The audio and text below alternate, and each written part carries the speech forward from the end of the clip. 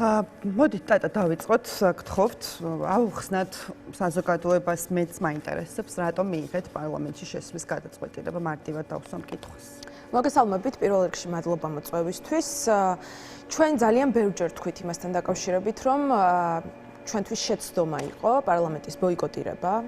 შესაბამისად, შემდეგ ეს ყველაფერი გადაიზარდა თვითმმართველობის არჩევნების ბოიკოტირებაში და საბოლოოდ აი ამ პროვოკაციას უწოდებთ ჩვენ, იმიტომ რომ 4 ოქტომბერი ეს იყო ადამიანების შეცდომაში შეყვანა, პროვოკაცია, რომლის შემდეგაც ჩვენ ვხედავთ, დღესაც ვნახეთ და თქვენი კოლეგები დღესაც ვიცით რომ დაკავებულები არიან. აი ეს ყველაფერი არის იმ პროვოკაციის შედეგი, რომელიც 4 ოქტომბერს განხორციელდა ოპოზიციის იმ ფლანგისგან, რომელიც უბრალოდ უპასუხისმგებლოდ ქმნიდა იმ მოლოდინებს მშვიდობიან დამხობასთან დაკავშირებით. შესაბამისად, 4 ოქტომბრის შემდეგ ჩვენ უკვე დავრწმუნდით იმაში, რომ შეცდომა იყო ქუჩაში ყველა პროცესის გადატანა და ყველა პროცესის ჩამოკიდება ქუჩაზე. აქედან გამომდინარე ძალიან მნიშვნელოვანი არის პოლიტიკა დავაბრუნოთ პოლიტიკაში და შესაბამისად პოლიტიკოსებმა ავიღოთ პასუხისმგებლობები ჩვენს თავზე. ამიტომ ჩვენ გადავწყვიტეთ და ჩვენ ვთქვით, რომ გამოვიყენებდით ნებისმიერ პლატფორმას, ეს იქნებოდა საპარლამენტო ტრიბუნა თუ ნებისმიერი სხვა თვითმმართველობის ორგანოები და ასევე საკრებულოები, იმიტომ რომ იცით რომ აქაც ყავს წარმომადგენლები. ეს საკითხი ჩვენთვის არის ძალიან მნიშვნელოვანი, მოვეკიდოთ პასუხისმგებლობით და არ დავრჩეთ იმ ილუზიებში, რომლებშიც გვამყოფებდა ნაციონალური მოძრაობა და მისი განაყოფები და ასევე ის უპასუხისმგებლო პოლიტიკოსები, რომლებიც ქმნიდნენ მოლოდინს, რომ დასრულდებოდა 4 ოქტომბერს, დასრულდებოდა არა მშვიდობიანი და არჩევნების ფორმით რამე, არამედ დასრულდებოდა აი ამ მშვიდობიანი დამხობით, რომელზეც ჩვენ ძალიან ბევრჯერ გვისაუბრია და ვთქვით, რომ ეს ჩვენთვის იყო სრულიად დიდი ოქტომბერმა რაღაცა იმხელა მოლოდინების შექმნა და შემდეგ ეს მოლოდინები რაღაცა თქვენც მათ შორის ისე გაგიცრუვდათ, რომ პარლამენტში შესვლის გადაწყვეტილება მიიღეთ. მე მაინტერესებს ამ გადაწყვეტილებას 4 ოქტომბერთან რატო აკავშირებთ? იმიტომ რომ ძალიან მნიშვნელოვანი 4 ოქტომბერს რეალურად და ეს რატო წყვეტს 4 ოქტომბერს და 4 ოქტომბერმა რეალურად დაამძიმა კიდევ უფრო მძიმე ვითარება პოლიტიკურად, კიდევ უფრო მეტ ჩიხში შეგვიყვანა და ასევე მოსახლეობა აღმოჩნდა კიდევ უარეს დღეში ამ 4 ოქტომბრის გამო. თქვენ ხა 12 ადამიანი პარლამენტში შეხვალთ, აი 4 ოქტომბერმა თუ ვითარება დაამძიმა, ეს რა შეცვლის? თქვენი შეცვლის იმას, რომ ჩვენ ვიბრძვით გაასმაგებული ძალით, ჩვენ არ ვუტოვებთ სივრცეს ქართულ ოცნებას, შეცდომა იყო ამ სივრცის დატოვება ქართული ოცნებისთვის, იმიტომ რომ ნებისმიერი დისკომფორტის გარეშე ის ყველაფერს აკეთებს იმისთვის. დღეს ჩვენ უნდა ვაღიაროთ ასევე, რომ რეალურად ძალაუფლების კონსოლიდირება არის ქართული ოცნების ხელში. ისინი აი ამ დისკომფორტების გარეშე, განსხვავებული აზრის გარეშე საქართველოს პარლამენტში იღებენ კანონებს. ამ კანონებს ჩვენ ვექვემდებარებით. აი კიდევ ერთხელ ვიტყვი, რომ დღეს მაგალითად სწორედ ამ წუთებში თქვენს კოლეგებს ასამართლებენ ამ კანონებით. ჩვენ ხვალ ჩვენ შვილებს გაუშვებთ იმ რეგულაციებით, რომელსაც ოცნება გვთავაზობს საქართველოს პარლამენტში. აღარ მიიღებენ ამ კანონებს. ჩვენ რომ შევალთ პარლამენტში, ჩვენი მიზანი არის განსხვავებული აზრი დაბრუნდეს პარლამენტში, პოლიტიკა დაბრუნდეს პოლიტიკაში, შესაბამისად ჩვენ ძალიან მნიშვნელოვნად მიგვაჩნია. სხვა მოცემულობა იქნება, არანაირი მნიშვნელობა არ აქვს. საკანონმდებლო ორგანოში იქნებით მარტო თქვენ და ქართული ოცნება. დიახ და ქართულ ოცნებას ნამდვილად არ ეშინია დღეს სიმრავლის, არ ეშინია დღეს გინების, ქართულ ოცნებას ეშინია შინაარსობრივი პოლემიკის, შინაარსობრივ ნაწილზე საუბრის.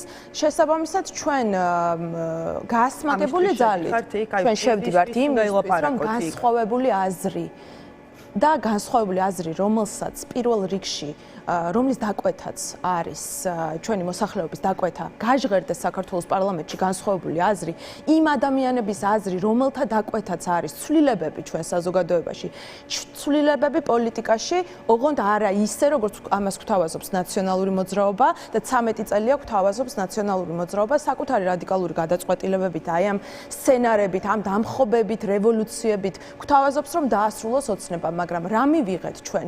ერთწლიანი ქუჩის პროცესის შემდეგ რა მივიღეთ? ჩვენ წესით ხო უნდა დასუსტებულიყო ოცნების რეჟიმი, ჩვენ მივიღეთ თავკომბალა, რომელიც არის თავის სივრცეში ჩვეულებრივად პროცესის ნაწილი. ძალიან ჩვენ ვიყავით, რა თქმა უნდა, აი ამ ერთწლიანი რაღაცა განყენებულად, რატო საუბრობთ ამ ერთ წელზე? ჩვენ ძალიან ბევრჯერ სადღაც შორს და კუთხეში იდექით. არა, რა თქმა უნდა, ჩვენ კუთხეში არასოდეს არ დავდგებით, იმიტომ რომ ჩვენ გააზრებული გვაქვს ჩვენი ფუნქცია, ჩვენი დანიშნულება ქართულ ხალხში, ის რასაც ელის ქართველი ხალხი ჩვენგან, შესაბამისად, ჩვენ არ ვდგარვართ კუთხეში, ჩვენ ვიდექით ჩვენ სამომრჩეველებთან ერთად ყოველთვის და ვიცავდით საქართველოს მოსახლეობას და იმ ინტერესებს, რომელიც ძალიან მნიშვნელოვანია ჩვენი მოსახლეობისთვის, შესაბამისად ჩვენ ვიყავით, რა თქმა უნდა, თუმცა იმის მერე, რაც ჩვენ ვნახეთ, რომ ეს პროცესი უარესად ამ პროცესს შევყავართ ჩიხში და ჩვენს ქვეყანაში ეს ყველაფერი ისახება მერე ჩვენს მოსახლეობაზე, ჩვენ გადავწყვიტეთ, რომ გამოგვეყენებინა, ჩვენ არასოდეს არ გვითქვამს, რომ ჩვენ არ გამოვიყენებდით ტრიბუნებს, არ გამოვიყენებდით იმ შესაძლებლობებს, რაც პოლიტიკაში გვაქვს, რა თქმა უნდა, მშვიდობიანი ფორმით ჩვენ გამოვიყენებთ ნებისმიერ გზას, რომ შევცვალოთ არსებული რეალობა. კოლეგასთან ქონია არაერთი ეთერი, სადაც ისინი ღიად ამბობდნენ, რომ ამ პარლამენტში მიუხედავად იმისა, რომ სიებს არ ხსნიდა, თქვენი გუნდი ისინი არ განიხილავენ. დღეს 21 ოქტომბერს თქვენი გუნდისთვის აღნიშნული პარლამენტი არალეგიტიმურია? სრულიად არარელევანტურია ამ შეკითხვის დასმა, იმიტომ რომ ქართველი ხალხისთვის არანაირი მნიშვნელობა არ აქვს. არანაირი მნიშვნელობა არ აქვს, ანა, ეს პარლამენტი ლეგიტიმურია თუ არ არის ლეგიტიმური, ჩვენ სიმართლეს თვალი უნდა გავუსწოროთ და ვნახოთ რეალობა. საზოგადოების განწყობა ძალიან მნიშვნელოვანი არის მნიშვნელოვანი და თქვენთვის მაინტერესებს, თქვენთვის, თქვენი პოლიტიკური. მე რა თქმა უნდა ვუპასუხებ თქვენ შეკითხვას თუ დამაცდით, იმიტომ რომ ყოველთვის ვცდილობთ რაღაცა სხვა მიმართულებით გადაიტანოთ. არა, ჩვენ არასოდეს არ გვქონია მცდელობა, რომ პასუხისმგებლობა აგვერიდებინა. თქვენი პოლიტიკური გუნდისთვის დღეს 2025 წლის 21 ოქტომბერს პარლამენტი არის თუ არა? ჩვენი პოლიტიკური გუნდისთვის რელევანტური არის ყველა ის შეკითხვა, რომელიც აწუხებს ჩვენს მოსახლეობას. დღეს ჩვენი ხალხისთვის ეს შეკითხვა არ არის რელევანტურია, არ არის მნიშვნელოვანი, იქიდან გამომდინარე, რომ დღეს ჩვენ უნდა ვაღიაროთ და სიმართლეს თვალებში უნდა ჩავხედოთ და ვთქვათ, დღეს ძალაუფლების კონსოლიდირება მოქალაქე ხომ ვარ? რაღაც საზოგადოების ნაწილი. ანა, ჩვენ არ გამოგვივა, მე მგონი ესე ოქროში. მე უნდა მაცადოთ, თქვენ მეუბნებით, რომ მე რა შეკითხვასაც ვსვამ, ეს არ აწუხებს საზოგადოებას. ხომ ამას მეუბნებით, მე ხომ საზოგადოების ნაწილად, როგორც ერთ ადამიანი. რა თქმა უნდა. აი მე მაწუხებს და მე გეკითხებით, თქვენი პოლიტიკური და მე პასუხობთ თქვენ, რომ ეს არარელევანტური შეკითხვა არის, იმიტომ რომ და თქვენ არ მაცდით, რომ მე დავასრულო ჩემი აზრი. მაშინ მაცადეთ ძალიან. ლეგიტიმურია თუ არალეგიტიმურია პარლამენტი? ძალიან მნიშვნელოვანია ჩვენ სიმართლეს თვალებში ჩავხედოთ და გავუსწოროთ და ვთქვათ ის, რომ დღეს ოცნების ხელში არის ძალაუფლების კონსოლიდაცია. შესაბამისად, ოცნება ჩვენ ლეგიტიმურს ვუწოდებთ თუ არალეგიტიმურს დაუძახებთ ამ პარლამენტს. პარლამენტში მაინტერესებს ღებულობს კანონებს, რომლებითაც თქვენც დღეს მობრძანდით სამსახურში, აი თქვენ ჟურნალისტი ბრძანდებით, იმ რეგულაციებით, რომელსაც ღებულობს საქართველოს პარლამენტი დღესდღეობით, თქვენ ახდენთ თქვენი ჟურნალისტური საქმიანობის განხორციელებას, ხო? მაშინ რატო ვაკეთებთ? რატო ვიხდით ჯარიმებს, რატომ დავდივართ, რატომ ჩერდებით ჩუქნიშნებზე? ეს დღევანდელი ძალაუფლება კონსოლიდირებული არის ოცნების ხელში. ამიტომ ჩვენ უნდა ვიცხოვროთ ილუზიებში, როგორც ნაციონალური მოძრაობა გვაცოცხლებს და გვაცხოვრებს ჩვენ და 4 ოქტომბერს ამის ილუზია შექმნა. ან უნდა დავასრულოთ ეს ილუზია და რეალურად ვიბრძოლოთ. თქვენმა პოლიტიკურმა გუნდმა, როდესაც მიიღო თვითმმართველობის არჩევნებში მონაწილეობის მიღება და მათ შორის თქვენი ოპონენტებისგან ისმოდა კრიტიკა იმასთან დაკავშირებით, რომ თქვენ დაეხმარებოდით აი ამ თქვენი გადაწყვეტილებით ქართულ ოცნებას, რომ გამხდარიყო ლეგიტიმური ხელისუფლება, თქვენი პოლიტიკური გუნდის, მათ შორის თქვენიც ალბათ პასუხები იყო, რომ ამ პარლამენტს და აი ამ ხელისუფლებას ლეგიტიმურს ვერაფერი ვერ გახდის, მათ შორის ვერ ჩვენი მონაწილეობა თვითმმართველობის არჩევნებში. აი, ძალიან მარტივ კითხვას გისვამთ. დღეს თქვენი გუნდისთვის პარლამენტი, რომელშიც თქვენ შესვლას აპირებთ, ლეგიტიმურია თუ არალეგიტიმური? ანუ იქ ადამიანები რო სხედან, არიან ლეგიტიმურად არჩეული ამ ქვეყნის მოსახლეობის მიერ, თქვენი აღქმით დღევანდელი გადმოსახედიდან თუ არა? იქ ადამიანები რომ სხედან, მათ ლეგიტიმაცია დაკარგეს მაშინ, როდესაც 28 ნოემბერს გამოაცხადეს, რომ უარს ამბობდნენ საქართველოს ევროკავშირში ინტეგრაციაზე. იმ ადამიანებმა 28 ნოემბრის შემდეგ იძალადეს ყოველდღიურად ჩვენს მოსახლეობაზე და სწორედ აი ამ ქმედებების გამო, იმ დრაკონული კანონების გამო, რომელსაც ყოველდღიურად ოცნება ჩვენ გვთავაზობს. რა თქმა უნდა, ოცნების რეჟიმი არის არალეგიტიმური, შესაბამისად, ჩვენ ამიტომ ვამბობთ, რომ შეცდომა იყო პარლამენტის ბოიკოტირება და მისთვის დისკომფორტის არ შექმნა პარლამენტის კედლებში, იმიტომ რომ ძალიან მნიშვნელოვანია განსხვავებული აზრი, ის აზრი, რომელსაც აფიქსირებს ჩვენი მოსახლეობა, ისმოდეს საქართველოს პარლამენტის კედლებში. დამანახეთ ამიხსენით, რა ბერკეტის გამოყენება შეგიძლიათ თქვენ თორმეტ. ყველა ბერკეტის მაგალითად, რა საგამოძიებო კომისიას ვერ შექმნით. მაგას არ აქვს მნიშვნელობა. ჩვენ დავაფიქსირებთ განსხვავებულ აზრს. პირველი ჩვენი მიზანი მარტო იმიტომ შედიხართ საკანონმდებლო ორგანოში, რომ შალვა პაპუაშვილს თვალებში ჩახედოთ და რაღაცა რა წარმოდგენებიც გაქვთ. ჩვენ არასოდეს არ გვითხოვთ პირდაპირ დაინტერესებულები ვართ შალვა პაპუაშვილს ჩავხედოთ თვალებში.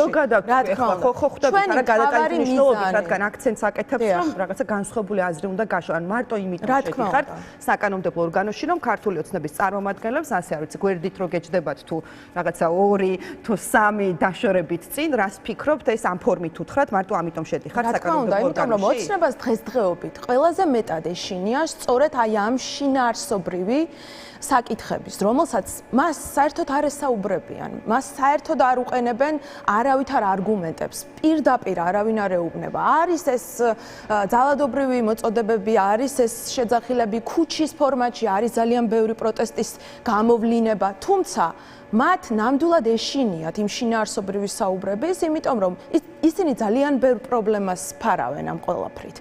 გადმოტანილი აქვს პროცესი მხოლოდ ძალადობრივ. სად ჩანს რომ ეშინიათ გაუწესებთ პირიქით ძალიან კმაყოფილებიც არიან აგერ თვითონ ყობახიძე თქვა რომ ერთი წელი იწვალა გიორგი გახარიამ და ბოლოს როგორც იქნაო ბოლოს ერთი წელი იწვალა და ბოლოს როგორც იქნაო მიხვდნენ და შემოდიანო ფაქტობრივ ხა უტრედებას ვახდენ მაგრამ ფაქტობრივად ესეთი შინაარსის კომენტარი ჰქონდა და განსხვავებას ვერ ხედავთ საკანონმდებლო ორგანოში სადაც მხოლოდ ერთი ძალაა წარმოდგენილი და პარლამენტში სადაც იქნებით თქვენ და ქართული ოცნება. რა თქმა უნდა და ჩვენ ვიქნებით ძალა, რომელიც პირდაპირ მიუთითებს იმ ნაკლოვანებებზე, რომლებიც არის, იმ პრობლემებზე, რომლებიც ჩვენს მოსახლეობას აწუხებს და ეს ძალიან მნიშვნელოვანია დღესდღეობით.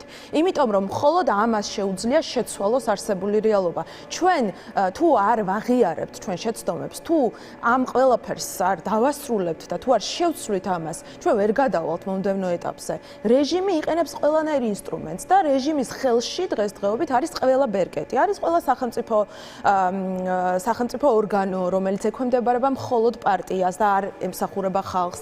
არის პროპაგანდა, 3 თუ 4 ტელევიზია არის, რომელიც ზუსტად ისე მუშაობს, როგორც ამას ოცნების ვერტიკალი ითხოვს. შესაბამისად, ჩვენ ყველანაირი პლატფორმა უნდა გამოვიყენოთ, ყველანაირი სივრცე უნდა გამოვიყენოთ იმისთვის, რომ შევეწინააღმდეგოთ ამ ყველაფერს და არა ისე, რომ გავიდეთ ქუჩაში და ამ ყველაფრით დავუტოვოთ ნებისმიერი სივრცე და დაუტოვოთ ყველაფერი იმისთვის, რომ ისევ და ისევ ხალხის წინააღმდეგ ეს ყველაფერი გამოყენებული იყოს ოცნების. ეს როდის მიხვდით, რომ ბოიკოტი შეცდომა იყო? ჩვენ ყოველთვის ვამბობდით ამას, ვამბობდით, რომ პარლამენტის ბოიკოტირება იყო შეცდომა, შემდეგ თვითმმართველობის არჩევნების ბოიკოტირება იყო შეცდომა. ჩვენი პრობლემა იყო ის, რომ ჩვენ ვერ დავარწმუნეთ მოსახლეობა იმაში, რომ ეს იყო შეცდომა და შემდეგ ჩვენ ნახეთ 4 ოქტომბერი, რომელიც განხორციელდა უპასუხისმგებლო პოლიტიკოსების მხრიდან, რომლებსაც დღემდე ვერ შევძელით, რომ მათ აიღონ საკუთარ თავზე პასუხისმგებლობა იმ ყველაფერზე, რაც 4 ოქტომბერს განხორციელდა და რამაც